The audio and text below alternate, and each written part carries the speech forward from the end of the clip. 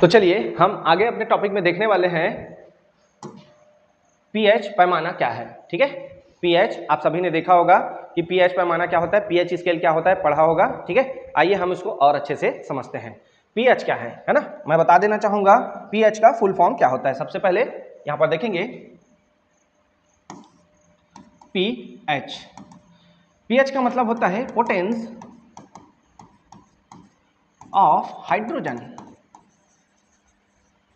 क्या होता है, पोटेंस ऑफ हाइड्रोजन, मतलब हाइड्रोजन की क्षमता।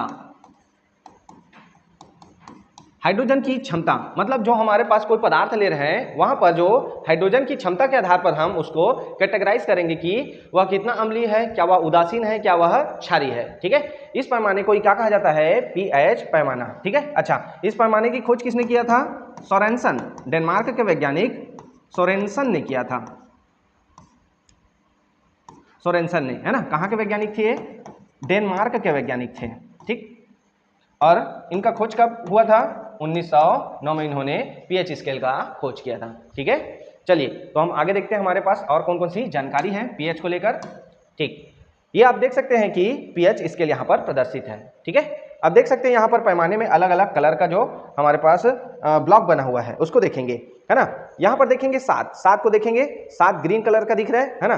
7 बिंदु क्या होता है, उदासीन होता है ना। मान लो कोई हमारे पास पदार्थ जिसको हम टेस्ट किए और उसका पीएच कितना आ रहा है, 7 आ रहा है, मतलब हम बोल सकते हैं कि वो पदार्थ कैसा है, उदासीन है। ठीक है, अगर उसका मान 7 से नीचे आ रहा है, जैसे 6, 5, 4 या इधर 0 तक, मतलब बाएं से दाएं आने पर, ठीक है, दाएं से बाएं आने पर, 7 से लेकर 0 आने पर अम्लीय प्रकृति बढ़ते जाती है। मतलब पीएच का मान यहाँ पर घटने से हमको पता चलता है कि वो पदार्थ कैसे होते जा रहा है, अम्लीय होते जा रहा है। ठीक है, ठीक, अच्छा, अब 7 से लेकर 8 और 14 के बीच के जो पीएच स्केल में पैमाना है वो किसको प्रदर्शित करता है, क्षारीयता को प्रदर्शित करता है। ये लेफ्ट टू राइट जाने पर हमको पता चलता है कि कोई पदार्थ की प्रकृति क्षारीय होते जा रही है। मतलब बाएं दाएं जाने पर क्या होता है, क्षारीय प्रकृति बढ़ते जाता है, और दाएं से बाएं आने पर क्या होता है, अम्लीय प्रकृति बढ़ते जाता है। और उसका पीएच मान अगर 7 आ रहा है तो वो कैसा है, उदासीन। जैसे जल का पीएच मान क्या होता है, 7 होता है, उदासीन होता है ना। और कोई भी हमारे पास सिट्रिक फूड है, सिट्रिक फूड मतलब जैसे नींबू हो गया, है ना, संतरा हो गया, उसका पीएच टेस्ट करेंगे तो किधर आएगा, अम्ल की ओर। ठीक है, और उधर कोई साबुन है ना, क्या कोई सोप है, डिटर्जेंट है, उसका पीएच चेक करेंगे तो किधर आने वाला है, उसका पीएच इनमें से कोई आने वाला है। आगे हम एक सारणी देखेंगे जिसमें सब चीज कैटेगराइज है। चलिए आगे समझते हैं।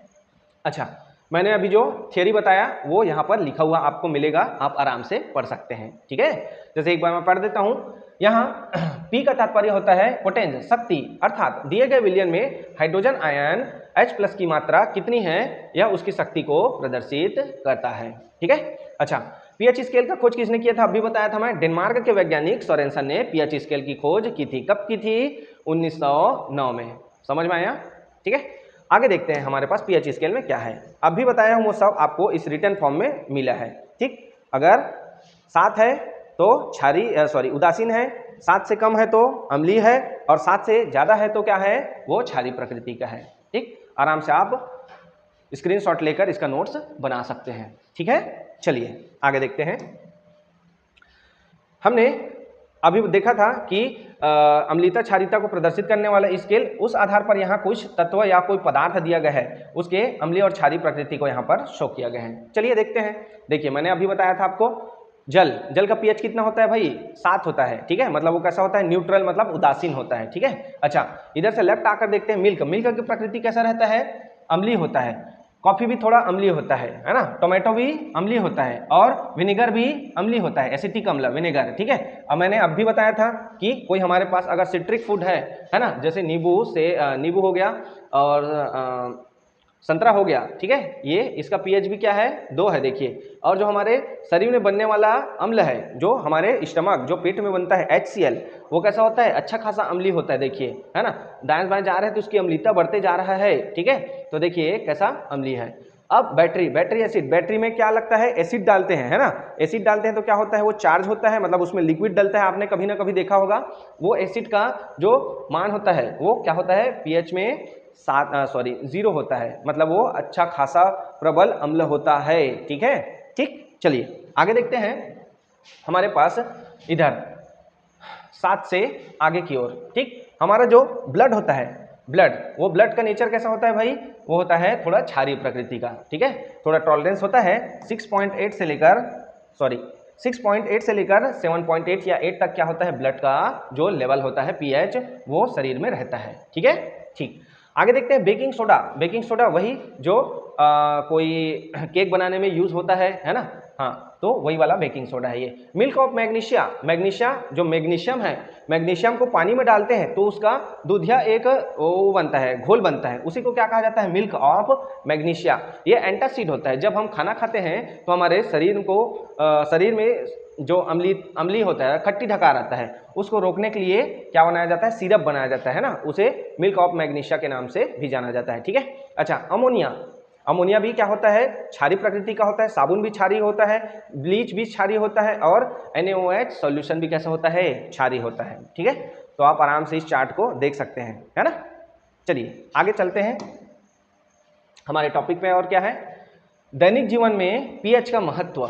ठीक है, दैनिक जीवन में पीएच का महत्व हम देखेंगे, ये पेपर में आता भी है, दैनिक जीवन का में पीएच का महत्व। पहला महत्व है हमारे पास पाचन की प्रक्रिया में। ठीक, पाचन की प्रक्रिया में देखेंगे कैसे महत्वपूर्ण है। ठीक, मैंने अभी आपको बताया कि जब हम खाना खाते हैं, ठीक है, या जब हम भूखे रहते हैं, तो हमारा जो स्टमक रहता है, जो पेट है, जो अमाशय है, ठीक, ये कुछ हमारा स्टमक अमाशय ऐसी रहता है। अब क्या करता है इसमें, है ना, हमारा शरीर क्या करता है, HCl प्रोड्यूस करता है इसमें। HCl जो अम्ल है,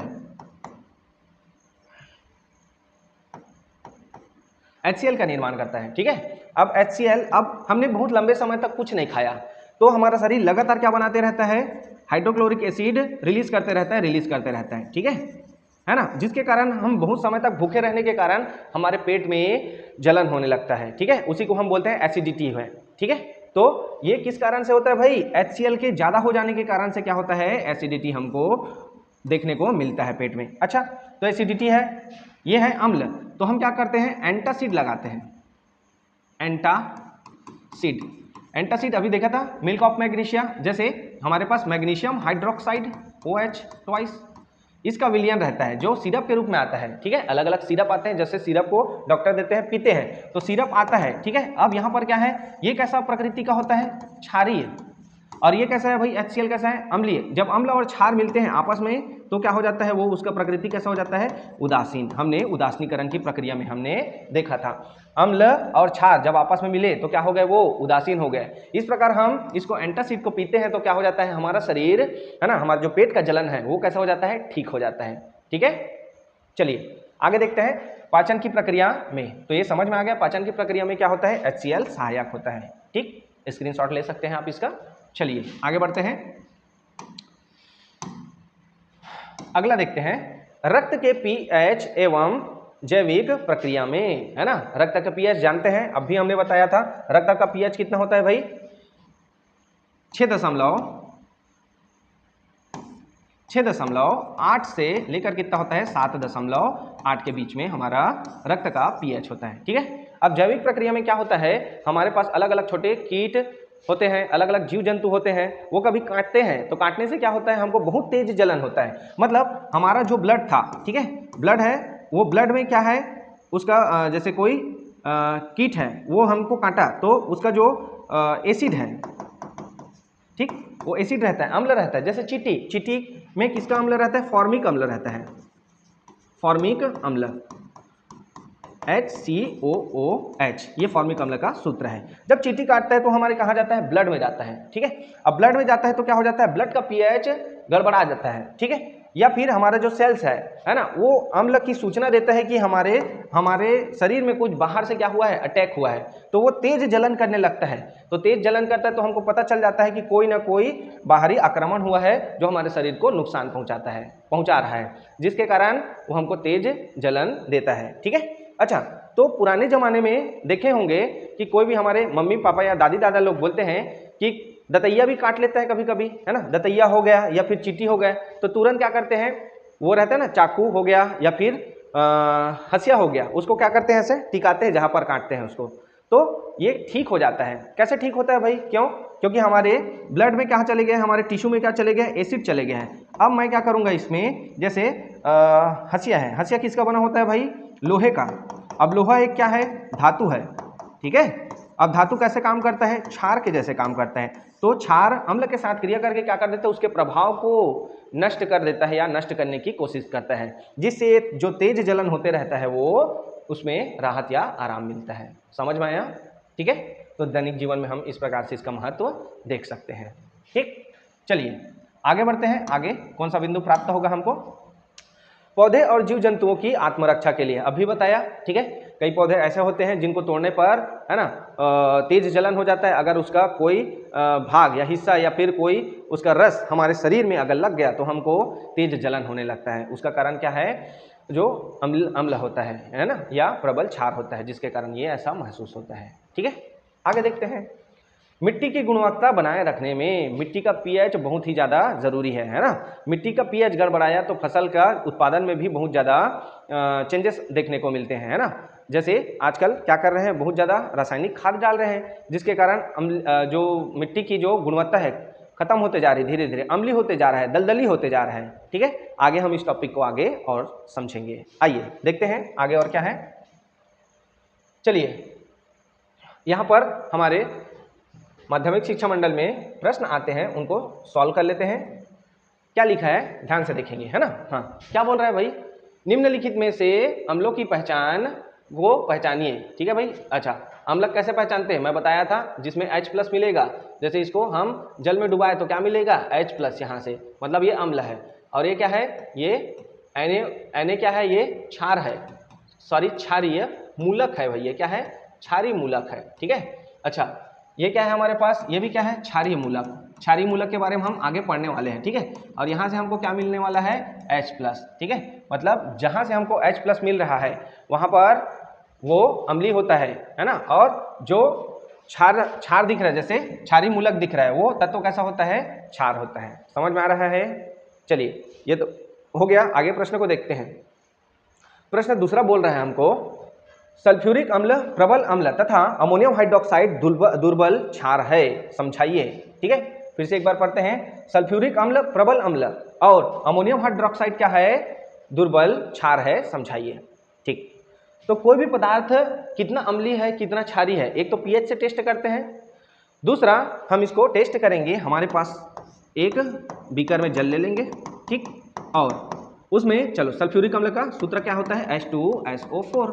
अब इसको मैंने क्या किया, जल में डाला, तो जल में डालने पर क्या मिलेगा, H+ और क्या मिलेगा, SO4-, है ना।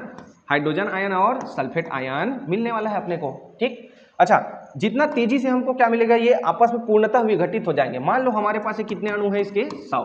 ठीक, अब 100 को हमने क्या किया, इसको यहाँ पानी में घोला और 100 का 100 क्या हो गया, टूट गया। मतलब मैं बोल सकता हूँ कि ये क्या है, प्रबल अम्ल है। मतलब जल में घुलने पर वह पूर्णतः विघटित हो जाता है।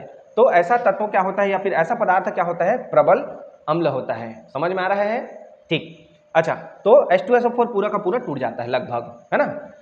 अमोनियम हाइड्रोक्साइड क्या है, दुर्बल क्षार है। कैसे पता चलेगा भाई, इसको भी सेम क्या करेंगे, पानी में हम घोलेंगे और हम इनके आयनों को चेक करेंगे। जैसे अमोनियम हाइड्रोक्साइड NH4OH इसका सूत्र होता है, इसको जब हम पानी में डालेंगे तो NH4+ और OH-। ठीक है, यदि मैं इसका 100 अणु इसको घोला तो नहीं में इसका कितना 60 या 50 या फिर बहुत इससे भी बहुत कम, है ना, 80% क्या होगा कि मतलब ये इसके अणु, है ना, इतने ही टूट पाएंगे, है ना, ज़्यादा से ज़्यादा। ठीक है, तो ये पूरा का पूरा विघटित नहीं हो पाता जल में, इस कारण ये क्या है, दुर्बल क्षार है। तो इसका परिभाषा आराम से हम कैसे लिख लेंगे, है ना। सल्फ्यूरिक अम्ल प्रबल अम्ल है, क्योंकि भाई इसको जब हम जल में घोलते हैं तो इसके आयन पूर्णतः वियोजित हो जाते हैं। ठीक है, अच्छा, दुर्बल अमोनियम हाइड्रोक्साइड दुर्बल क्षार है, क्यों, क्योंकि जब इसको जल में घोला जाता है तो पूर्णतः आयनित नहीं होता, इस कारण ये क्या कहलाता है, ये दुर्बल क्षार कहलाता है। समझ में आया इनका आंसर? चलिए आगे प्रश्न को देखते हैं। क्या बोलना चाह रहा है, ग्लूकोज और स्टार्च के जलीय विलयन अम्लीय गुण प्रदर्शित नहीं करते, जबकि सल्फ्यूरिक अम्ल तथा एसिटिक अम्ल करते हैं, ऐसा क्यों? इसका आंसर देखते हैं भाई, ठीक है। सबसे पहले क्या है हमारे पास ग्लूकोज। ग्लूकोज का सूत्र लिखिए, क्या होता है C6H12O6। अब भी मैंने बताया कि जो भी अम्ल और क्षार है उसको क्या करना, पानी में घोल कर देखना है अपने को। अब पानी में घोल कर देखेंगे तो ये तो पूरा घुल जाएगा घुलने के लिए, लेकिन ये H+ आयन नहीं देता। देखिए यहाँ पर हाइड्रोजन 12 का 12 है, लेकिन ये क्या करता है, जल में घुलने पर H+ नहीं, मतलब H+ आयन नहीं देता। पीएच स्केल में चेक करने पर भी हमको H+ आयन नहीं मिलेगा, तो इसका पीएच चेक नहीं होगा। समझ में आ रहा है? इस कारण से है ना ये। और स्टार्च का भी सूत्र क्या होता है, C6H12O6 के बहुत सारे मॉलिक्यूल होते हैं, n नंबर्स ऑफ मॉलिक्यूल श्रृंखलाबद्ध रहते हैं। इनको भी अगर जल में घोलेंगे तो क्या होता है, H+ आयन नहीं देता। अब जब H+ आयन नहीं दिया तो क्या है, वो अम्ल नहीं है, अम्लीय गुण प्रदर्शित नहीं करते हैं, सीधी सी बात है, ठीक है। चलिए आगे क्या बोलता है, सल्फ्यूरिक अम्ल तथा एसिटिक अम्ल करते हैं। हाँ, तो सल्फ्यूरिक अम्ल का अगर बात करेंगे तो H2SO4 है ना, जल में घुलने पर क्या देगा, H+, और SO4 2-, पानी में घुलने पर क्या दिया बताओ, H+ दे दिया, ठीक। और एसिटिक अम्ल CH3COOH, ये घुलने पर देता है CH3COO- और H+, यहाँ भी क्या मिल रहा है अपने को, H+ आयन मिल रहा है। मतलब ये कैसे हैं, ये हैं हमारे अम्ल। समझ में आया? तो उम्मीद कर रहा हूँ कि ये टॉपिक आपको अच्छे से समझ में आया होगा, ठीक है। आगे क्लास हम कल इसी समय पर देखेंगे, ठीक है। अगर मेरा ये किया गया प्रयास आपको अच्छा लग रहा है तो आप ज़्यादा से ज़्यादा बच्चों तक मेरे वीडियो पहुंचा सकते हैं, और मेरे जो मेहनत है उसके लिए आप मुझे लाइक कर सकते हैं और मेरे चैनल को सब्सक्राइब कर सकते हैं। धन्यवाद।